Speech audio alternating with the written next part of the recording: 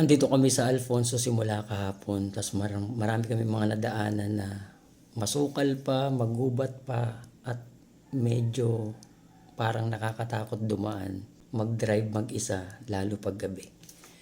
Pero, meron akong nabasa sa scripture na mas nakakatakot pag hindi mo ito nalaman.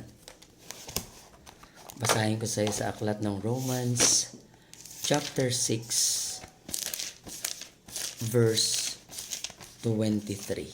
Sabi dito, "For the wages of sin is death, but the free gift of God is eternal life in Christ Jesus our Lord."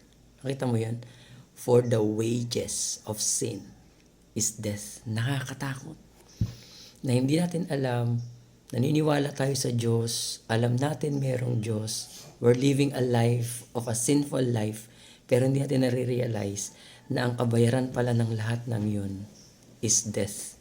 Hindi lang yung kamatayang physical, pati na rin yung kamatayang spiritual.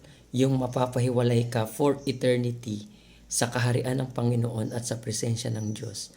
Kasi lahat ng mga namatay na makasalanan, hindi nakapagsisi, tumanggap kay Kristo bilang Diyos, Panginoon at tagapagligtas, they will be punished by eternal death sa apoy ng impyerno, sa naglalagablab na apoy ng impyerno.